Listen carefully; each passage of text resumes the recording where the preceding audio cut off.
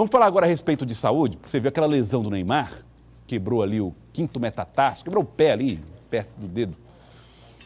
Essa lesão foi uma lesão provocada por um entorse.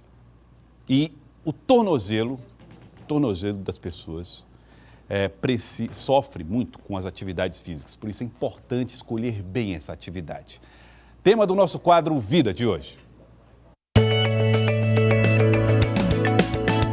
Vida. Oferecimento Hospital São Marcos. Para toda a vida.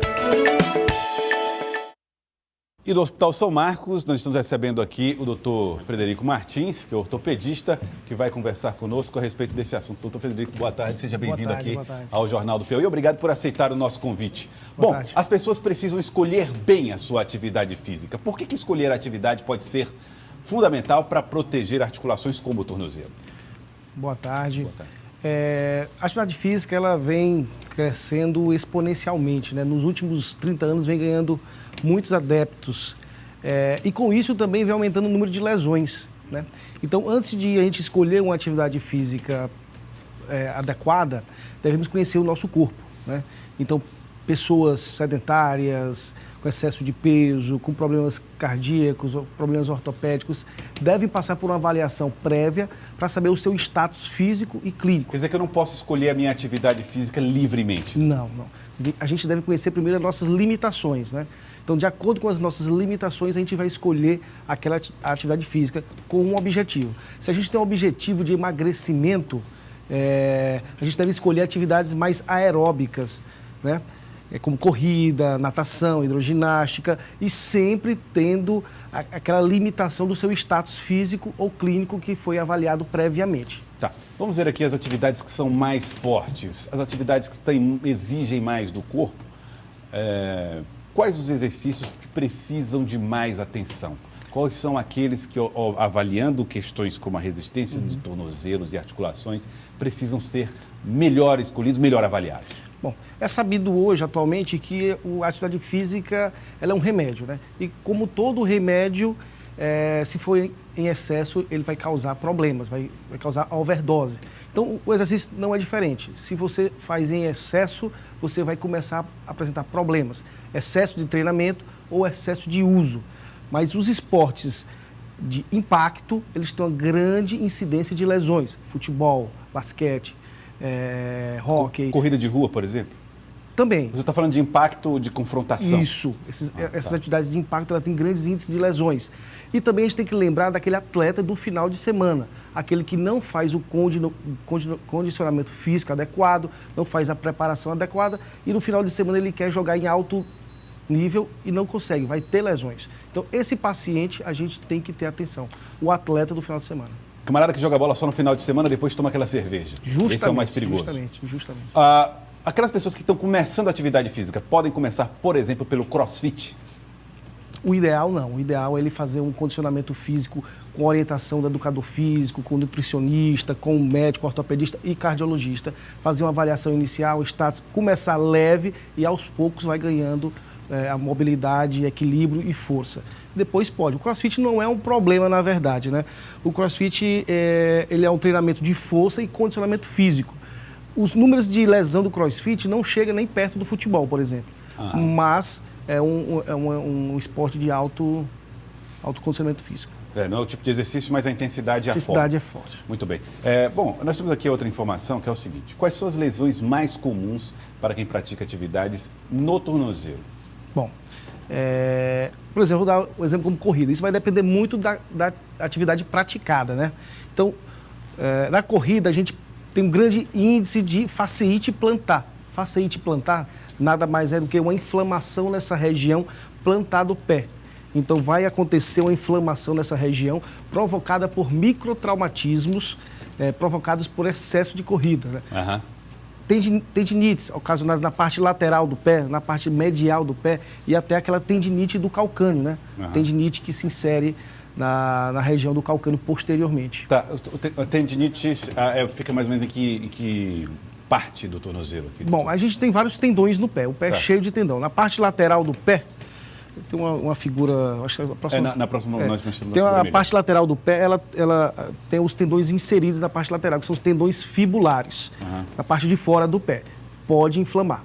Na parte medial do pé, temos o tendão tibial posterior, também pode ser inflamado.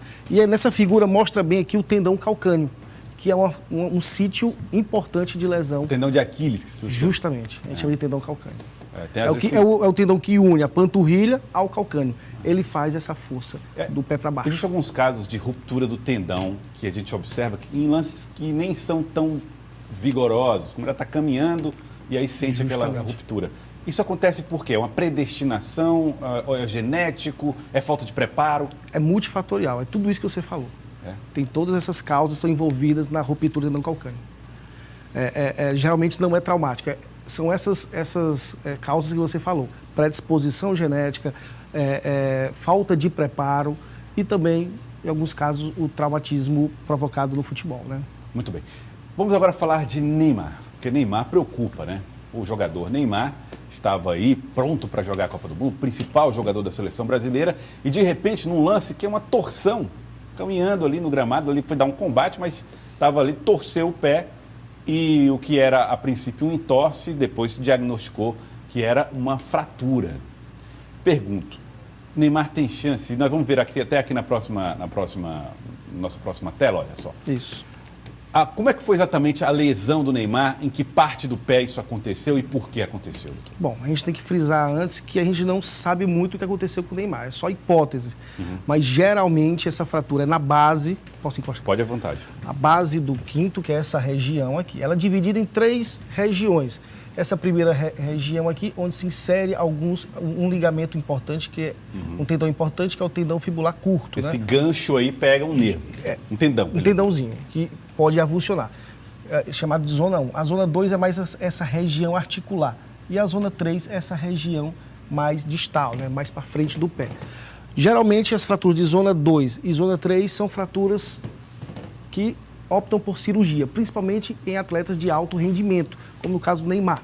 Fraturas da zona 1, onde um tendão puxa, geralmente a gente não opera. Tratamento conservador, imobiliza, em 6 a 8 semanas geralmente já está bem praticando, ficando em pé, sem muleta e sem mobilização.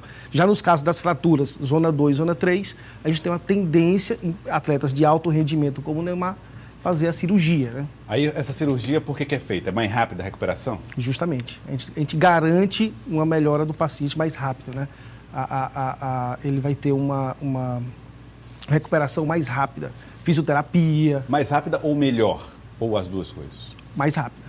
Mais rápida. Mas a consolidação é a mesma, mesmo que não faça cirurgia? Porque tem o caso de fratura de estresse. Porque fratura de estresse tem que operar. Fratura de estresse é o quê? É diferente, não é trauma. São microtraumas de repetição que provoca fissuras naquele osso e que ele vai ficar com aquela fratura crônica, vamos chamar assim. E nesses casos, geralmente, a gente opera, porque ele não vai melhorar, não vai ter uma boa evolução sem cirurgia. Então, por isso que no Neymar é difícil a gente falar se foi fratura por estresse ou se é uma fratura por trauma agudo. Certo. Eu estou falando no caso de trauma agudo. Geralmente, zonas 2 e zona 3, a gente opera. Muito bem. Pergunta. Neymar fica pronto para a Copa do Mundo? Casos assim costumam ter uma recuperação a tempo de, 2 meses, e ele pode voltar a treinar e ter bom rendimento? Sim.